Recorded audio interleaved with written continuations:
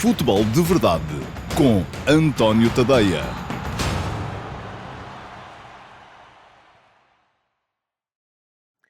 Olá pessoal, muito boa tarde e sejam muito bem-vindos à edição número 109 do Futebol de Verdade para a temporada de 2023-2024. Hoje é terça-feira, é dia 16 de janeiro de 2024 e temos uma edição daquelas mais regulares que pode haver. Porquê? Porque vamos ter ataques rápidos, já mais daqui a bocadinho, e vamos ter também a Q&A com a recuperação das perguntas que foram sendo deixadas nos últimos dias aqui nas edições regulares do Futebol de Verdade.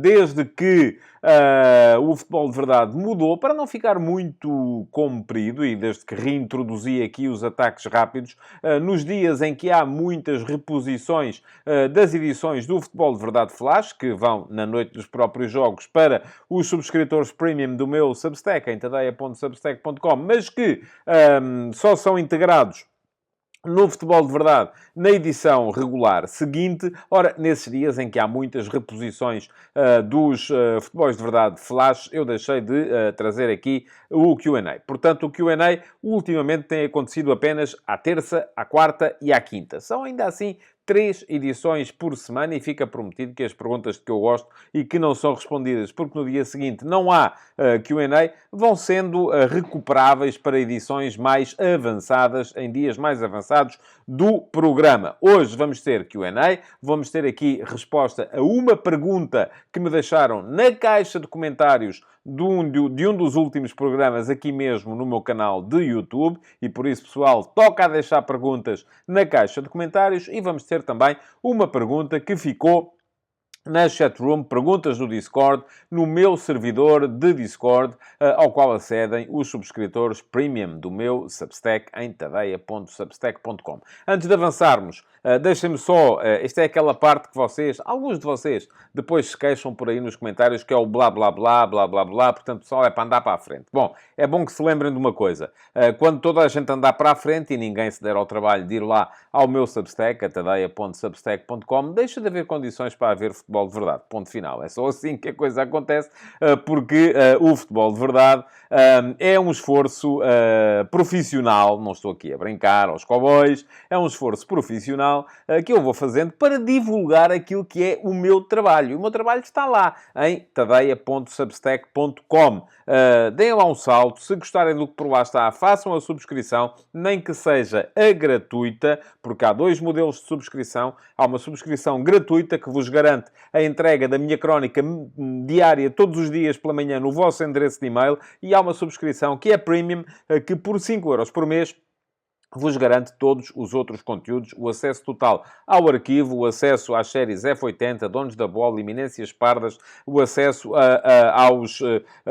às edições do Futebol de Verdade Flash, logo na noite dos jogos, que a partir daqui até a final do campeonato, será apenas para os 3 grandes. Vou deixar de fazer do Sporting Clube Braga, mas fiz do Sporting Clube Braga até ao final da primeira volta e até o Braga cair, em termos de classificação. Tudo isso vos é garantido na subscrição premium do meu Substack. Fica aqui o link para poderem fazer a vossa subscrição, quer seja a gratuita, quer seja a premium. O importante é que deem lá um salto e que apreciem o que por lá está, porque, volto a dizer, o futebol de verdade só continua aqui porque há uma série de, entre aspas, claro, otários, que, epá, não são espertos, não andam com isto para a frente, estão aqui a levar com a venda da banha da cobra e ainda vão lá dar um saltinho ao meu Substack. Porque no dia em que deixar de haver Substack, deixa de haver futebol de verdade. Tão simples quanto isso. Bom, meus amigos, vamos andando em frente, vamos passar aos ataques rápidos, que é para isso que aqui estamos. Futebol de Verdade com António Tadeia.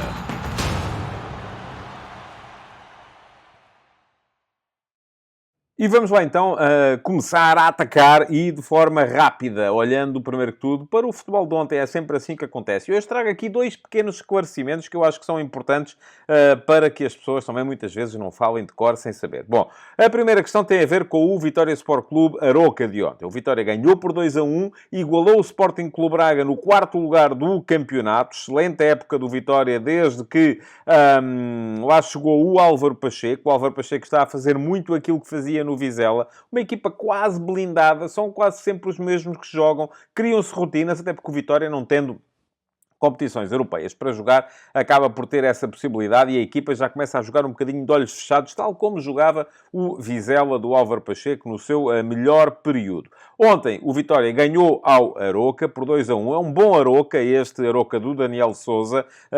Está a crescer, é uma equipa que trata bem a bola, que tem potencial ofensivo, com o Morrica, sobretudo com o Cristo, com o Razón Remeiro. São três atacantes de elevado nível. Gosto muito do Sila, acho que o Sila é um jogador extraordinário, e o Aroca ontem fez a vida negra ao Vitória. Acabou o Aroca a queixar-se da arbitragem e é disso que eu vos quero falar aqui, para vos explicar o que está em causa no lance da anulação do golo que daria o empate 2-2 ao Aroca a cerca de 15 minutos do final da partida.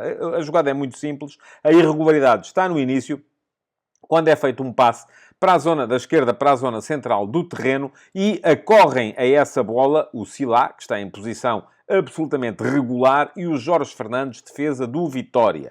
O Jorge Fernandes toca na bola, tenta fazer o corte, não consegue, e a bola segue para o Morrica, que no momento do passe inicial estava em posição irregular. No momento em que a bola toca no pé, e isso é inquestionável, do Jorge Fernandes, defesa central do Vitória, o Morrica já estaria em posição regular, mas isso também não importa nada, porque se fosse um passe atrasado feito por um defesa, não é feita a avaliação da posição. O fora de jogo só existe a partir do momento em que a bola é passada por um companheiro. Bom, questão.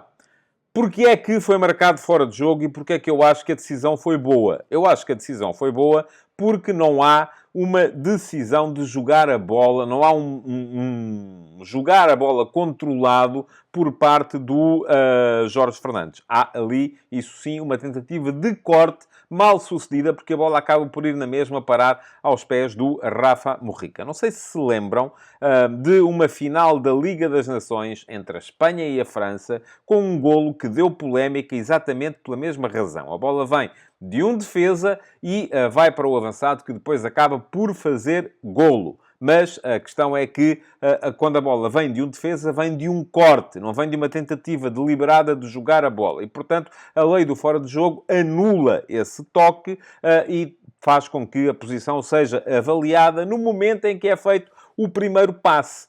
E aí, de facto, Rafa Morrica estava adiantado em relação à linha defensiva do Vitória. Portanto, pareceu-me que foi uma boa decisão e que há aí muita gente a falar de cor. Outra coisa seria e eu não tenho a certeza que isto tenha acontecido ou que não tenha acontecido, se o Sila tivesse ali ficado com a bola e feito ele o passe para o Rafa Morrica, que aí já estava em posição regular. Mas lá está, não foi isso que aconteceu. Mais futebol de ontem, 5-0 da Atalanta ao Frosinone, que continua mal na Série A italiana, e de resto temos então que fazer aqui o ponto da situação da Taça da Ásia e da CAN, da Taça da África. Na Taça da Ásia não houve jogos particularmente excitantes ontem, há apenas a registrar um golo do vizelense Rashid, nos 3-1 do Iraque à Indonésia, portanto um jogador do Vizela a marcar na fase final da Taça da Ásia das Nações. E na Taça da África, nota para esse excelente empate de Angola contra a Argélia. A Argélia é uma das favoritas e Angola conseguiu o empate com um golo marcado por Mabululu. E aqui convém fazer um segundo esclarecimento relativamente a temas arbitrais. Quem viu, recordar-se-á. Quem não viu pode ir ver, é relativamente fácil. O golo de Angola é marcado numa grande penalidade, batida por Mabululu. A bola vai bater na barra da baliza da Argélia, ressalta para dentro da baliza, sai e, pelo simples não, o próprio Mabululu foi em correria desenfreada para fazer a recarga, o que acabou por fazer, metendo a bola dentro da baliza. Ora, atrás do Mabululu, ali a 20 centímetros, 30 centímetros, vinha o Núrio Fortuna, colega do Mabululu na seleção de Angola. O que é que teria acontecido se a bola chutada por Mabululu, que bateu na barra, não tivesse batido dentro da baliza e tivesse batido em cima da linha.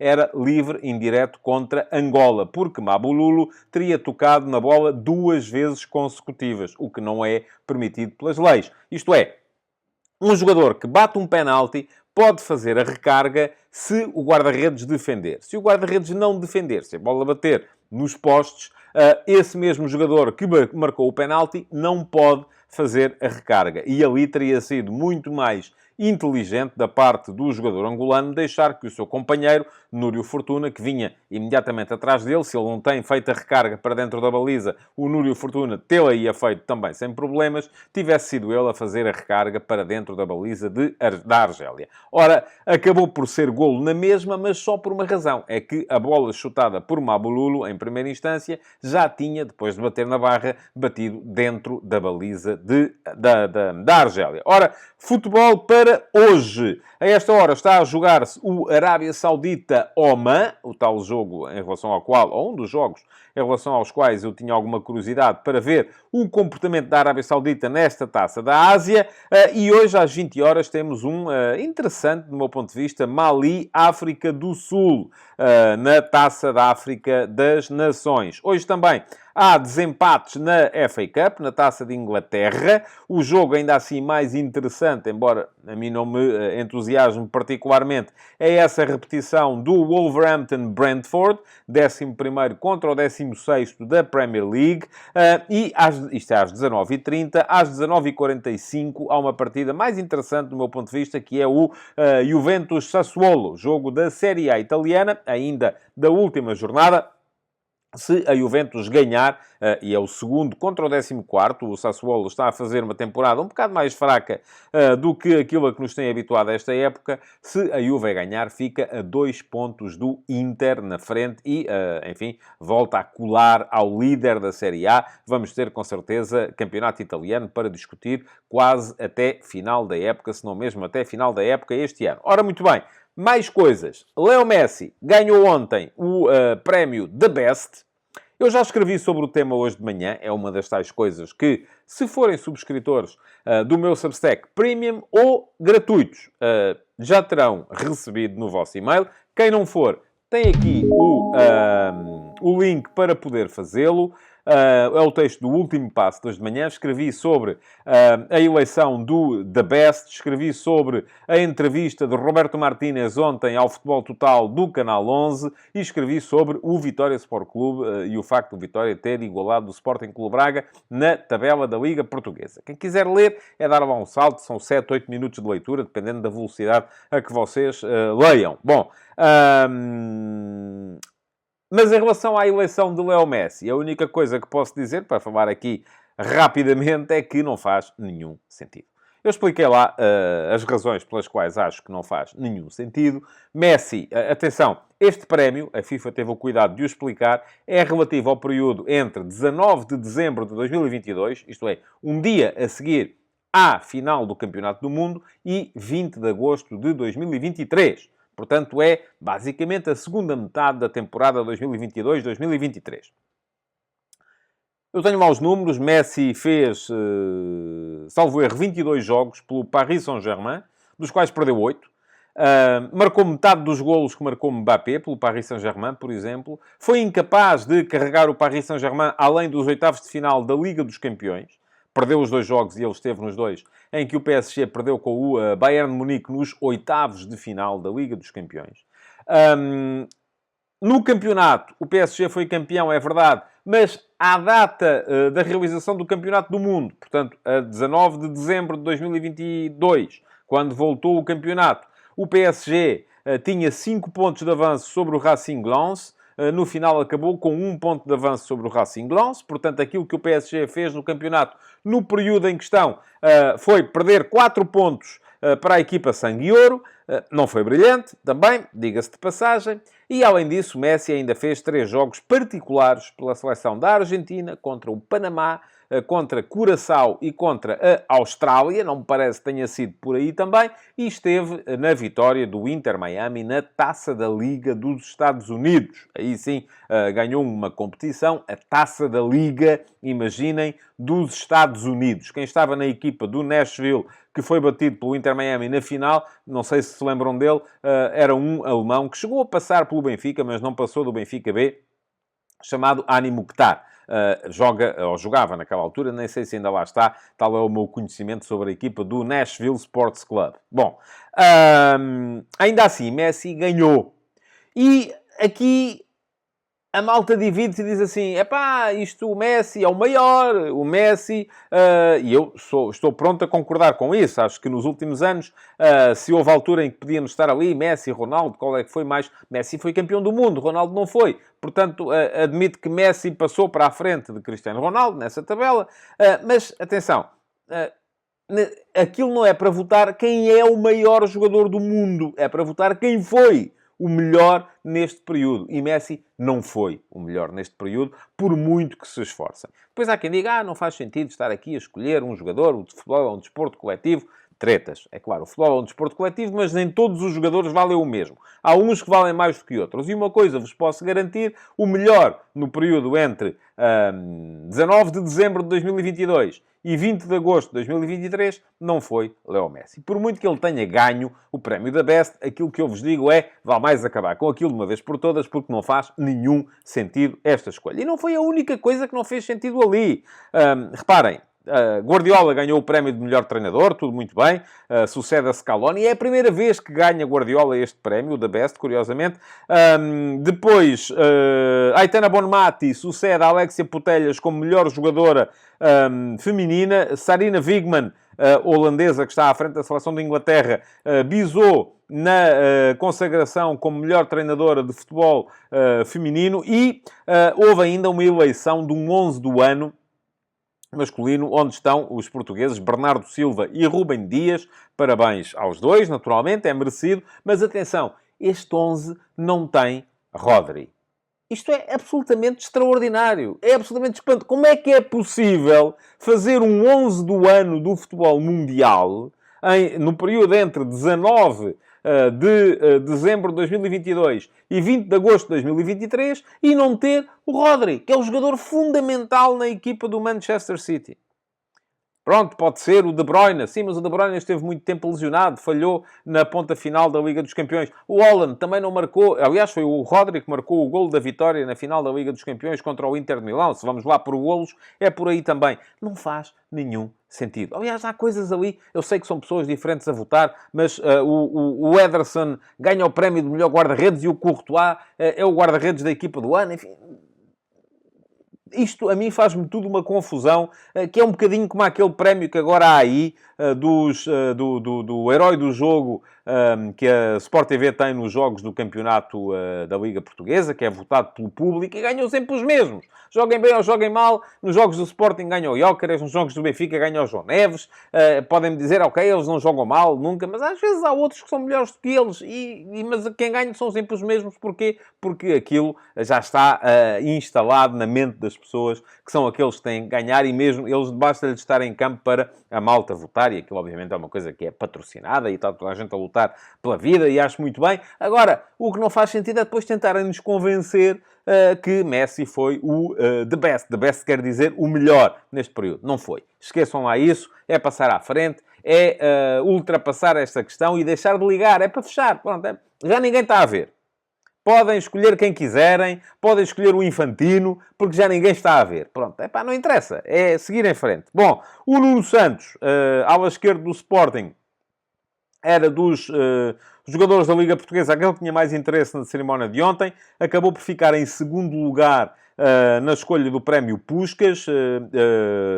Foi o primeiro na votação do público, mas foi o terceiro na votação dos especialistas. E a coisa era ponderada. Aliás, a escolha do Messi também foi um bocadinho... ele chegou ao final empatado com o Erling Haaland, e depois acabou por ser o primeiro porque tinha mais votos atribuídos pelos capitães das seleções nacionais.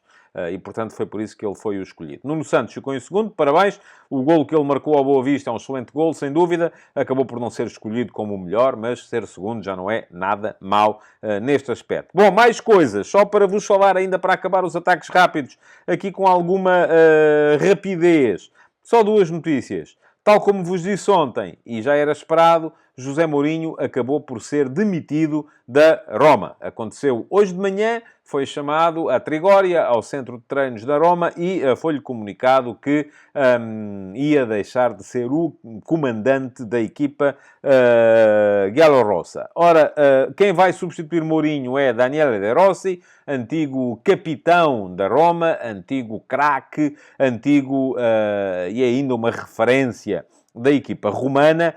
De Rossi, que foi adjunto de Roberto Mancini na seleção de Itália, passou na época passada pela Spal, entre Venturato e Massimo Oddo, não conseguiu travar a trajetória da Spal, que ia direitinha da Série B para a Série C, onde está a jogar este ano. Portanto, não tem assim um passado extraordinário atrás dele como treinador. Agora é uma figura do clube e é um bocadinho por aí que os Friedkin, a família norte-americana que é dona do capital da Roma, estarão à espera de conseguir fazer ali uma recuperação. É preciso que se diga que o futebol da Roma não era, de facto, entusiasmante. Os adeptos, e até as reações que foram vistas hoje, Mourinho já foi filmado, e eu já vi isso a sair do centro de treinos, visivelmente emocionado, com lágrimas nos olhos, com o apoio que lhe foi prestado ali por alguns adeptos que lá estavam à espera para se despedir dele.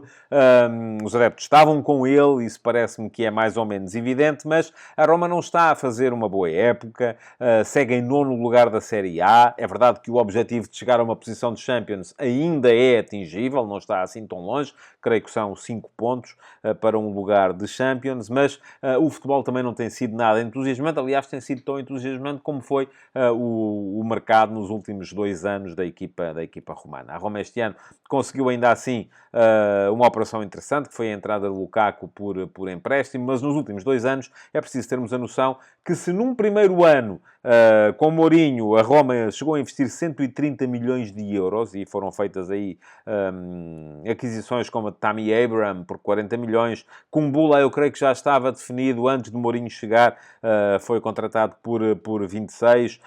Shomurodov, 18 milhões, foi emprestado 2 vezes. Vinha 13 milhões, emprestado 2 vezes. Ainda houve Ibanhas, este foi vendido com lucro. Rui Patrício, enfim, muitas aquisições naquele primeiro ano. Daí para cá, a torneira fechou um bocadinho e, portanto, se há coisa que já não se pode acusar o José Mourinho é de estar a gastar muito dinheiro em contratações. Pelo contrário, eu acho que o Mourinho, a dada altura na carreira dele, perdeu-se um bocadinho por aí. Por começar, de certa forma, a embarcar no carrossel de transferências que era muitas vezes feito por Jorge Mendes. Não creio que neste momento esse seja o problema. Acho que neste momento o problema tem mesmo a ver com o futebol pouco entusiasmante que a equipa está a praticar. Veremos se melhora ou não com Daniele De Rossi. Mourinho, esse fica livre para poder encarar um desafio que aí venha. E eu volto a dizer a mesma coisa que disse quando Mourinho foi demitido do Tottenham.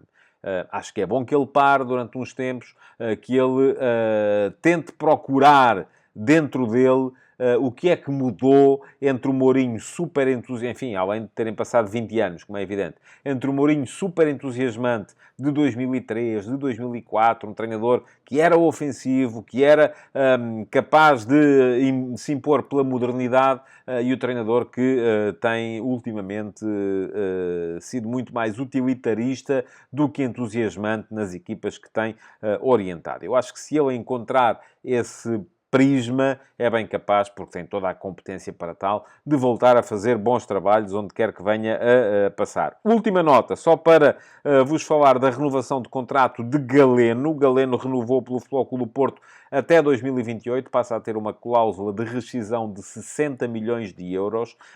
É uma boa notícia para o Porto, acho que sim. Galeno é um jogador importante nesta equipa do Porto. Não me parece que ande, apesar da boa prestação que Galeno teve na Liga dos Campeões, ou tem tido, uma vez que o Futebol Clube do Porto ainda está presente, não me parece que ande a Europa dos clubes mais ricos, propriamente doida atrás de um jogador como Galeno, mas ainda assim acredito, até por ter ouvido aquilo que Roberto Martínez disse ontem relativamente aos particulares de março, Galeno é um daqueles que poderá eventualmente vir a ser chamado à seleção portuguesa nos particulares de março, em que Martínez diz que vai dar a oportunidade a jogadores diferentes daqueles que têm feito quase sempre as suas listas. Ora, acredito que se Galeno estiver bem daqui até lá, que possa ser um dos jogadores a vir a ser testado por Martínez na seleção nacional, nessa altura, e há muitos outros que não têm estado e que também faz todo o sentido que venham a estar. Mas vamos ver, vamos esperar por lá. Bom, respondidas nada. Feitos os ataques rápidos, vamos então, já a seguir, passar a responder às perguntas que selecionei para hoje no Q&A. Futebol de Verdade com António Tadeia.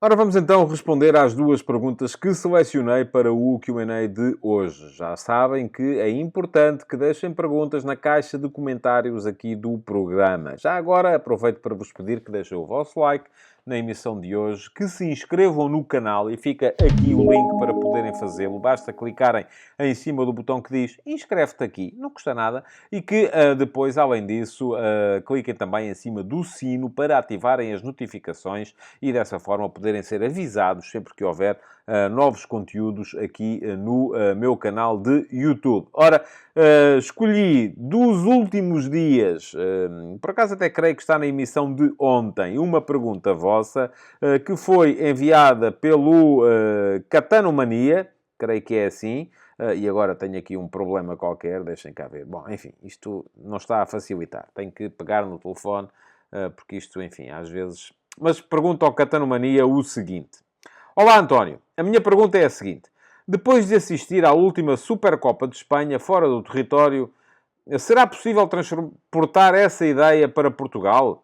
Eu vivo em Boston e aqui no Massachusetts, eu nunca consigo dizer Massachusetts em condições, tem uma enorme comunidade portuguesa. Falo em França, Inglaterra e até Brasil, que também têm grandes comunidades. Ora, muito bem. Muito obrigado ao Catanomania pela pergunta que me deixou e que eu não sei se li por inteiro, porque de repente aqui no telemóvel, onde eu estou a ver a imagem da pergunta, isto estava-me a aparecer amputado. Portanto, não sei, espero que sim. Acho que li quase, se não li tudo, li pelo menos com o sentido. Bom, mas para responder à sua pergunta, eu acho que cada vez mais vamos ter este tipo de competições deslocalizadas. Cada vez mais vamos ter competições fora dos territórios. E eu recordo que já houve supertaças de Portugal jogadas em Paris, por exemplo. Aqui nos anos 90, na altura, creio que por ação do Lucídio Ribeiro,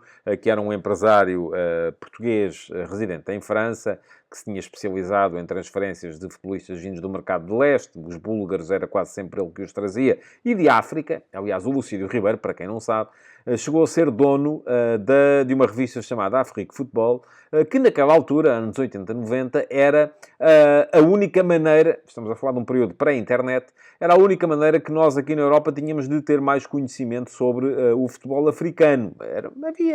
Sempre que havia uma CAN, era um espetáculo, a revista, o Afrique Football. Enfim, o Lucídio Ribeiro não inventou a roda, antes dele já o Manuel Barbosa, que foi quase sempre pioneiro em quase tudo. Eu creio que o primeiro grande caso foi a organização de um Benfica Sporting, início da década de 70, em Paris, no estádio de Colombe, em que o Manuel Barbosa foi o motor detrás dessa realização. Para quê? Para aproveitar a apetência da diáspora, dos portugueses que vivem fora do país, para verem os nossos clubes a jogar. Ora, Acontece que eu acho que esse já não é o principal fator que leva a que hoje tínhamos a Supertaça de Espanha na Arábia Saudita e vinhamos a ter a Supertaça de Itália na Arábia Saudita e possamos vir a ter a Taça da Liga de Portugal na Cochichina, ou seja, onde for. Eu acho que hoje, fundamentalmente, estas coisas fazem-se em locais que paguem e paguem muito bem. E fazem-se, sobretudo, com clubes de dimensão global. Porque imaginemos, por acaso vamos ter, na final da Taça da Liga, este ano, na Final Four, vamos ter Benfica e Sporting. E depois vamos ter Estoril e Sporting Clube Braga, que já são clubes que, fora do país, não fazem levantar muitas sobrancelhas. Enfim, a malta lá fora tem todo o mérito, obviamente, de ter chegado à fase a que chegaram, mas a gente chega lá fora e começa a falar, vamos ver aqui o jogo do Estoril, e, enfim, não há muita gente assim a dizer, bora lá. Se for o Benfica ou o Sporting, talvez. O Futebol Clube do Porto, sim, talvez. O Real Madrid e o Barcelona, seguramente. O Manchester City ou a Juventus ou o Inter, seguramente. E, portanto, a grande razão que leva a que estas coisas, hoje em dia, se façam muitas vezes fora dos países, tem a ver com investimento, com dinheirinho que é pago. Não é para satisfazer as comunidades locais. Porque, enfim, vamos lá ver, não há na Arábia Saudita uma comunidade de imigrantes espanhóis que justifique o facto de se mudar para lá a Supertaça de Espanha. E, portanto, também não há de ser, com certeza, por causa dos imigrantes portugueses no Massachusetts, em França, seja onde for, que a Supertaça portuguesa ou que a Final Four da Taça da Liga há de ser deslocalizada. Isso era o que se fazia há 20 anos. Há 20 anos, volto a dizer, foi por isso que a Supertaça de Portugal chegou a jogar-se em Paris. Porquê? Porque era a maneira de dar até alguma dignidade a um jogo que naquela altura se jogava a duas mãos, era encafuado ali em momentos em que não havia muito mais o que fazer, e isso acabava por ser só graças àquela realização especial, uma final no Parque dos Príncipes, é que tornava a coisa especial. Bom, hoje em dia já não é por isso. Hoje em dia estas coisas só se fazem, sobretudo, porque temos a possibilidade de ter investimento. Ora, pode ser no Massachusetts, pode ser nos Estados Unidos, pode, desde que apareçam, lá está, patrocinadores capazes de pagar e pagar bem para que a competição seja deslocalizada para aí. É isso, fundamentalmente, que está em jogo hoje em dia, não é tanto a possibilidade de vir a satisfazer a diáspora. Infelizmente, digo eu, que também achava muito mais piada ao modelo antigo. Bom, segunda pergunta de hoje, já está à vossa frente. É a pergunta que vem do meu servidor de Discord, da chatroom, perguntas do Discord. E veio do Miguel Salvador Joana. Miguel, muito obrigado pela pergunta, que é a seguinte. Boa tarde. Qual é a lógica de exporem o esquema tático das equipas com base no esquema ofensivo e não defensivo? Por exemplo, relativamente ao Rio Ave, dizem que joga em 3-4-3. Mas por que não dizer que joga em 5-4-1? Na minha opinião, deviam expor os dois esquemas antes dos jogos. Obrigado, um abraço. Grande pergunta, Miguel. Grande pergunta porque permite-me, primeiro que tudo, dizer uma coisa. A minha grelha, eu quando estou a ver jogos para analisar, tenho uma grelha preparada, em que vou tomando notas. E a minha grelha original não tinha uma coisa que tem neste momento, que é precisamente o posicionamento defensivo e o posicionamento ofensivo das equipas. Porque... E vamos só falar daquilo que é este desdobramento dinâmico normal. Uma equipa que ataca em 3-4-3, muitas vezes defende ou em 5-2-3 ou em 5-4-1, dependendo do posicionamento dos dois avançados exteriores. E isto no caso do jogo do Rio Ave contra o Benfica, no último fim de semana, o Joca e o Graça, no momento defensivo, baixavam para o lado dos dois médios, que eram o Guga e o Amin, e os dois laterais, o Fábio Ronaldo à esquerda e o Costinha à direita, baixavam para o lado dos três centrais. Portanto, uma equipa que atacava em 3-4... Aliás, nem atacava em 3-4-3. Atacava muitas vezes em 3-2-5, porque os dois laterais iam colocar-se na mesma linha dos três da frente.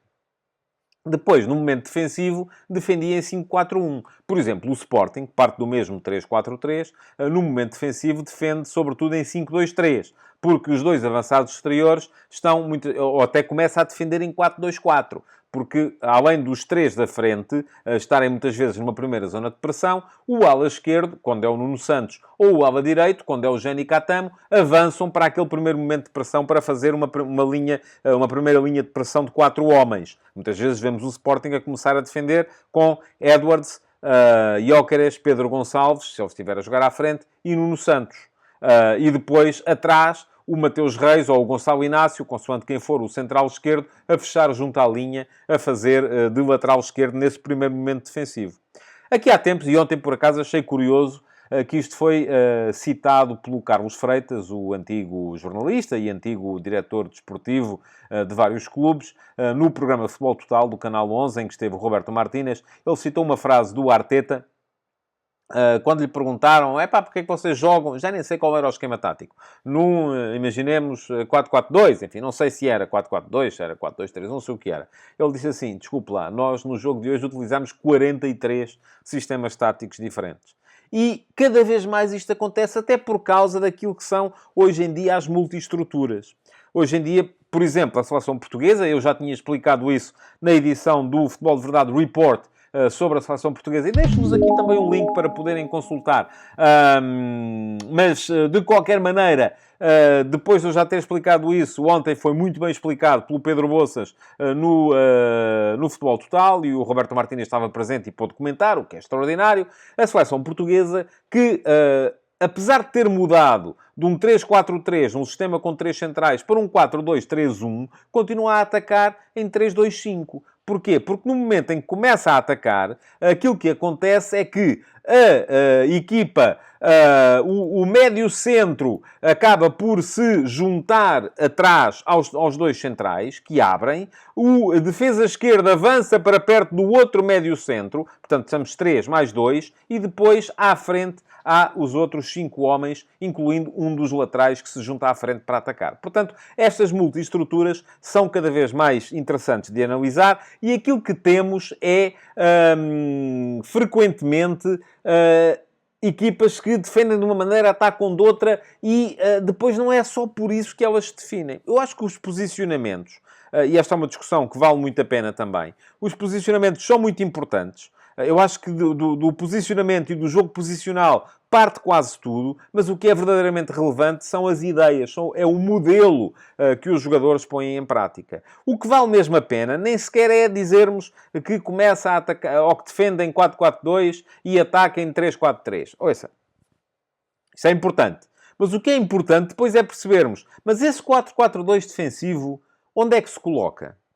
Qual é que é a missão de cada jogador? Como é que os jogadores se comportam em posse? Como é que os jogadores se comportam em transição? O que é que eles fazem no momento da transição ofensiva? Recuperaram a bola? O que é que fazem? Esperam? Jogam atrás? Procuram verticalizar imediatamente para ir à procura do ataque rápido ou do contra-ataque? O que é que fazem na organização defensiva? Quem é que fecha? Quem é que baixa para auxiliar a última linha, se é que alguém baixa? Onde é que está colocada a primeira linha de pressão? Está colocada aos quantos metros? Qual é o baricentro? Que é uma coisa que os italianos falam sempre. E vamos aos jornais italianos e temos sempre o baricentro é a altura média do bloco. Onde é que a equipa está mais regularmente posicionada? Defende mais à frente? Defende mais atrás? Qual é o comportamento em transição defensiva? O que é que a equipa faz? Vai pressionar o portador da bola? Tenta afogar o adversário logo ali? Ou antes, pelo contrário, reagrupa e baixa? Enfim.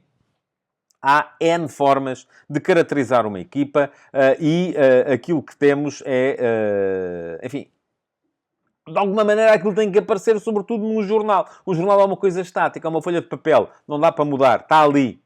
Depois, se quisermos saber mais, temos outras maneiras, felizmente. Mas ali no jornal eu não vejo...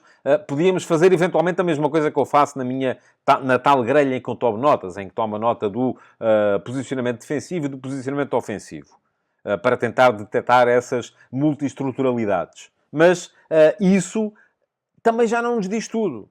Porque depois vai depender muito daquilo que é o comportamento de cada um em cada momento. E isso, meus amigos, é preciso estar com atenção e ver, não é? Porque varia de jogo para jogo e essa componente estratégica faz com que o jogo seja também muito interessante e que não se esgote na tal dimensão tática. Bom, meus amigos, está feito o Futebol de Verdade de hoje. Amanhã temos nova emissão. Não se esqueçam de deixar comentários, de deixar perguntas, porque é importante para termos um Q&A interessante e as perguntas de hoje eram particularmente interessantes. Muito obrigado por terem estado aí. Amanhã cá estarei outra vez à vossa espera. Futebol de Verdade